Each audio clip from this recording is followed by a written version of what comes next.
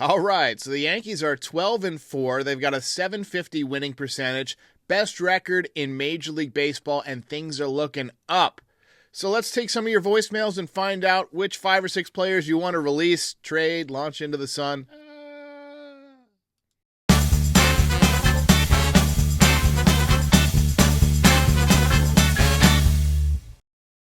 I'm calling to give you a little bit of a hard time. I think tonight's after show is great, as it always is, and I'm really appreciative of it. But I believe that you're being a little bit too easy on Torres, and a little bit too easy, quite frankly, with the entire Yankee defense. I think that it's fair that we need a reliever, and we may need to pick one up during the trade deadline, but the relievers have been great this season. I think that the defense, and many times Torres has made easy plays and errant throws look really bad. Well, allow me to retort. I'm just trying to be a little bit patient with Gleyber Torres. I mean, this guy isn't a rookie. This is a guy who's been around for a while, and he's done it. We know what he is. He's an average second baseman. He's not as brutal as he's been this year, and he's not as brutal on offense as he's been this year either. He's going to turn it around. So I'm not trying to be reactionary. I've got to be here all season. It's easy to call in and say, well, let's trade Gleyber Torres or whatever, when you don't have to answer to the fans in 3 months when he has a hot streak. I'm trying to maintain a level head because it's going to be a long season. Gleyber Torres is not going anywhere. We know that. The only time they would possibly trade him is at the trade deadline because they might not re-sign him. But right now, they don't have anyone to take over for him at second base. Yorbit Vivas is out with an orbital fracture. Oswaldo Cabrera doesn't really play second base. He's filling in at third base right now. Oswald Peraza is injured. DJ LeMahieu will be back in a couple of weeks, but he hasn't played second base much in the last few years, and I don't think he's got the mobility to play there every day anymore. And I'm not sure he can stay healthy, even if he did. So I have to be patient with Gleyber Torres. I have no choice other than to hope that he gets better, hope that he figures it out. And if he doesn't, the Yankees will address that when the time comes. But there's a lot of calls about Gleyber Torres. People are pissed, but I just urge patience. Well, as Meatloaf used to say, 2 out of 3 ain't bad, so I'm really not going to complain too much here. I guess we just don't like the way that they lost the games. I mean, if you see these things that could be prevented or avoided, the defense has got to get squared away.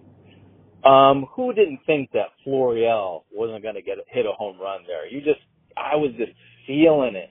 Right. I knew that was going to happen. I just felt it in my bones. The Yankees always have trouble with guys that they trade away. They come back to burn them. And I knew Estevan Florial, he had that look in his eye, like he just wanted to make good on his revenge. But I still don't think he's going to be a long-term great player. I hope he does well in Cleveland, but his contact ability, his strikeout tendencies don't look great for the future, but he had his moment against the Yankees, and congrats to Estevan Florial. But yeah, that one stung for sure. So I know the Yankees lost, but Anthony Volpe looks amazing. The kid is becoming a genuine star in front of our eyes. 382 batting average right now. And what's most important to me is that he now looks comfortable in the leadoff spot. The Yankees have a leadoff hitter now. That's taken care of. If DJ LeMahieu came back tomorrow, guess who's the leadoff hitter? Anthony Volpe. Because he's getting on base, he's stealing bases, he's using his speed to score on extra base hits. He's showcasing a little bit of pop, which is also a little bit important for the number one guy. You like having that guy who can jump you if you throw a first pitch fastball right down the middle to start off a game. Anybody remember Alfonso Soriano? And Volpe is hitting the ball to all fields. He's not just trying to pull everything like he was early on last year. He's figured out he can drive the ball through the right side. If they shift him over, he's just waiting, letting the ball travel and singling through the right side. He's driving the ball over the outfielders' heads in right field. I mean, that's legitimately hitting the ball with authority. And he's playing well on defense. He's made a couple of mishaps, but he's also made some outstanding plays. So is the game perfect? No. However, he's 22 years old. What's this guy going to look like when he's 25, 26, and he's fully developed as a player, as a human being, and he's in his prime? I mean, we've got a potential superstar in the making, and when you compare that with guys like Aaron Judge and Juan Soto and Dominguez has a huge upside. Spencer Jones looks like he's going to be the real deal. This team has enough talent to be very competitive for the next few years. I worry about the pitching. Injuries are always an issue. Garrett Cole's elbow will continue to worry me. But what we're seeing from Anthony Volpe is huge. Hey, Derek, this is your youngest fan, the Dominator. And if we don't sign a real closer, we need to put in Ian Hamilton so we could get his reps going before the playoffs. Spoken like a true Yankee fan. Got to be, 10 years old, 2 weeks into the season, and already wants to make changes. You'll fit right in with this fan base. Appreciate the call. Yeah, I've seen enough of Gleyber Torres. I mean, how many times over the years with the bonehead plays? He almost cost the Yankees the game the other day in the first game against the Guardians with the throwing error over to Rizzo. And at the end of the game, of course, he boots the ball. And there we are. There's the tying run right there. I've just had it with it. He's not a high IQ baseball player. I don't like low IQ baseball players, and that's what Gleyber is. You're not going to get an argument with me on Gleyber Torres being a low IQ baseball player. He definitely has a lot of talent. He's got an unconventional hitting approach, which seems to have worked for him.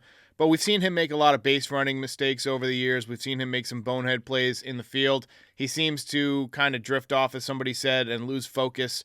But he's our second baseman, and I'm going to support him as long as he's here and just hope that he turns around. Us piling on him as fans isn't going to help the situation. So let's just hope that he turns it around, because right now we don't have any better options. I want to know what we're going to do at the catcher position. I know Trevino just had a good game, and, Wells is a prospect. This is his first year, but it seems like it's struggling and it's holding the team down. I disagree that we're holding the team down with our catching position, because we're 12-4. We get the best record in Major League Baseball. I mean, what do you want? Do you want us to go undefeated? I mean, sure you do. Everyone does, but it's not going to happen. And at any given time, there are going to be players who are hot and players that are cold. And at some point this season, both catchers are going to be hot, as long as nobody gets injured and things remain as they are. Maybe we're starting to see Trevino get hot. And Trevino will probably play for a little bit while he's hot. When he cools off, Wells will get more at-bats. But to try and make a change at the catching position 2 weeks into the season, come on. This one hurt. This game hurt. This was a W. We turned into a loss because of just poor defensive play by Gleyber Torres. Any good this guy does with the bat is so far overshadowed. He's slow to first. He's slow to the ball. He hasn't turned a double play, I think, all season. I don't think I've seen him turn one double play yet. He just and then he makes a bonehead, fielding error, with the game-tying run coming in. I just think he's. I think it's time they really have to consider maybe trying to get somebody else for him. Look, nobody's making trades this time of year, at least for starting second baseman, because teams want to get past the draft. They want to get closer to the trade deadline when everybody's value goes up in terms of trade. Look, I don't think that the Yankees are going to make any changes at second base. Right now, our eggs are in the Gleyber Torres basket, for better or worse. And it's on him to get better. And the only way that's going to happen is if he focuses and he stops putting pressure on himself and he plays the game the way that he's played it in the past every single time out.